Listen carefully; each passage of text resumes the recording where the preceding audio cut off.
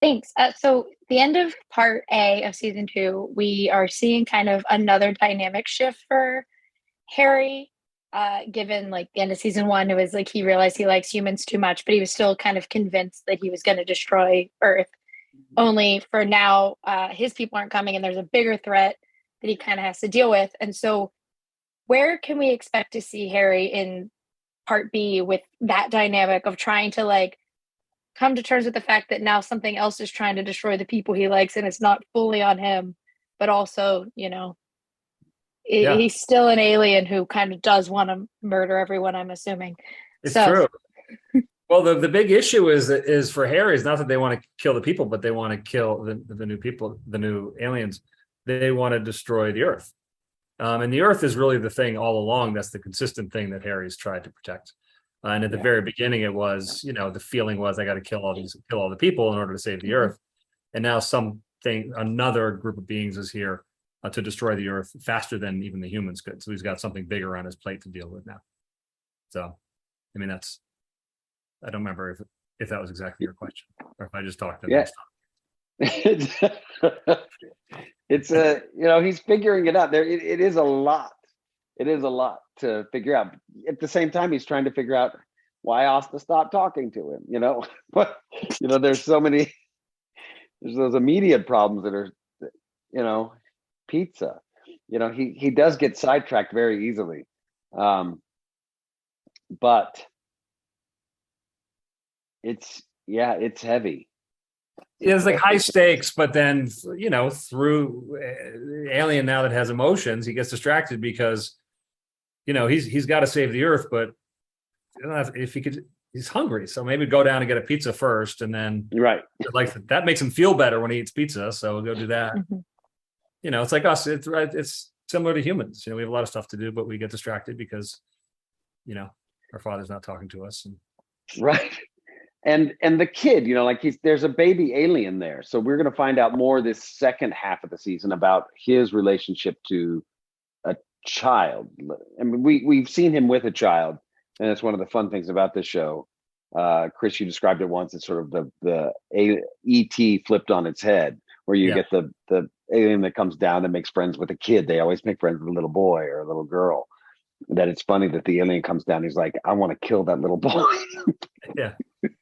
It's just it's such a ridiculous idea, and that the boy's smarter than him, and he can't seem to kill him.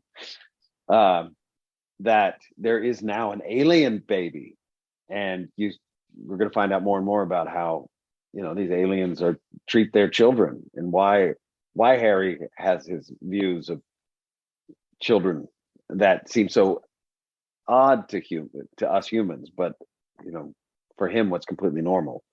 And then that's going to be something that, as he's trying to figure out, because the baby has the message, as he needs more of he needs to get the baby back so he can get the rest of the message from Goliath. Right. So there's there's a lot going on, and high stakes with all of it. Okay, for Darcy and Ben, they kind of have this dynamic.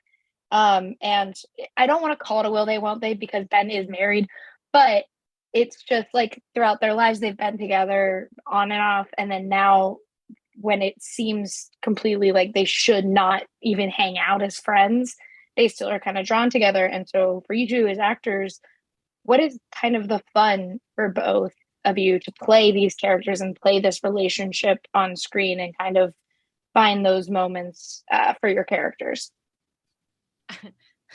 I think it's totally a will they, won't they, because as we know, like that's the kind of thing that draws people. I mean, like fans like that, especially in these fun shows, like you want to ship different people or whatever. So like we're going to have a will they, won't they in almost every pairing, And so I think there's that element of it. And then like, which I personally love, because like, I love acting with Levi. Like he's the best. Like he's one of my favorite people to hang out with. And just we're very good friends and very comfortable with each other. And this season was the first time we really got to do any scenes together. And it was really interesting because I was like, well, is our friendship going to come across. Like, you know, my video is lagging again. Sorry, I have to make a note of that. But like, is our off-screen chemistry, like the way we talk to each other is it's like an episode of Seinfeld. We're very bantery. We like have a lot of back and forth. I give Levi a lot of shit. And I was like, I wonder if that's going to play, you know, and how it's going to work and who we are professionally. And I think the scene that when we get high in Max's bedroom really is the one that they said probably works the best for us. So yeah, I love all that stuff. I love that whole episode where we get to hang out. And I think that's also a big testament to Chris and the writers. Just, I mean, because we hang out with Chris and like all together so much, I think he does pick up on a lot of our dynamics and then weaves them into the show. yeah. And yeah, I love that whole episode. I mean, acting, not to return a compliment with a compliment, but Alice is just so open and free, like so spontaneous on set, like anytime we do scenes. So a lot of that laughter and stuff that we had, especially in that, I think that was 206, 205, 206. I think it was 206. Yeah, 206. Just a lot of that, just, I don't know, just felt like some of that, I thought that was like some of the easier episodes for me, just doing all this with you, hanging out. Yeah. It's and great. Then from a character standpoint, yeah, I mean, I do love the dynamic also. It's just so interesting that, you know, Ben has such a hard time telling Kate really anything or communicating with her, and just to see how easy it is for him to communicate with Darcy, it's just adds another dimension to the relationship. Yeah. And as an actor, like, you're always like, okay, so I have a will they, won't they with them. And you're just thinking about ways to like keep your career going. You know, you're like, okay, I'm going to get hired back for season 4 because they haven't established, you know what I mean? So you're just like, great, perfect. Got it. You know? Thanks. So one of my favorite parts of this whole series is when the two of you are at odds with each other, but you make up by singing Wind Beneath My Wings at karaoke. Actually kind of made me cry. I was like, oh no, not beaches. And so with your relationship is very interesting because in the beginning I was like, oh no, save her. And then I was like, oh no, like he's pretty cool after like that first meeting. And then now you guys are kind of a duo finally and working together. And so what has been the most fun for you guys in finding that relationship and that dynamic and getting to explore them as more friends than this is my annoying boss who I don't have respect from? Yeah, well, as Corey mentioned in the previous question about us, our characters sort of having a brother-sister relationship. And I don't know why I never really thought about that, Corey. It's very true. Like, I never really put it in those terms, but it is.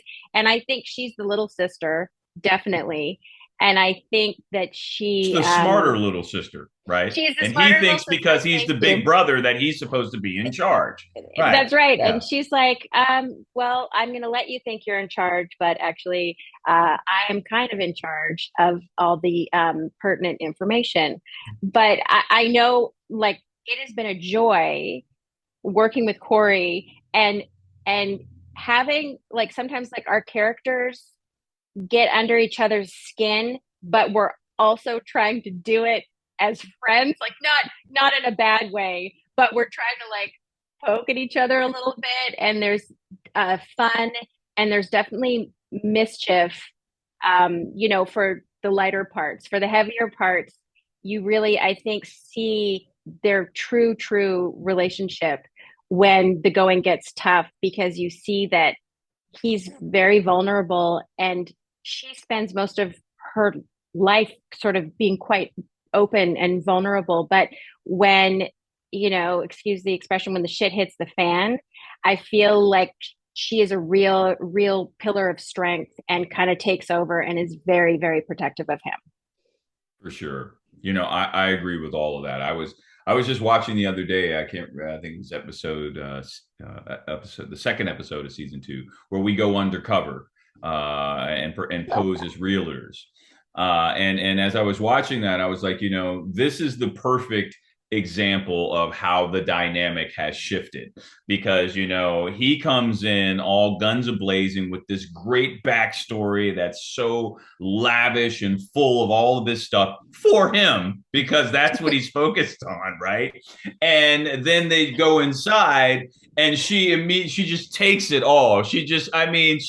I love it. I love she reaches her hand out first, and then is like, he's the little homemaker and he got 5 kids. So that's why he looks so tired. So tired. She completely flipped everything on him, and he was stuck, there was nothing he could do but try to be like, yeah, I also fly helicopters and I put out fires with swimming pool water. She leaves him, she outwits him. And I think, I think it's fun. I mean, we have a great time together, and we spend a lot. I think we get a lot of improv time as well.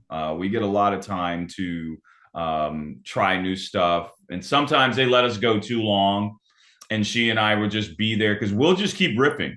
We'll keep riffing until they yell cut, until we finally and we're like waiting for them to yell cut at this point. It's like, okay, guys, we got nothing left in the tank here.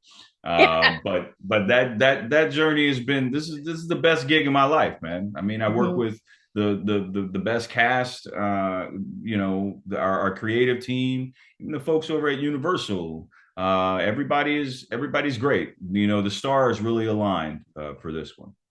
Yeah. I agree. See, we get along.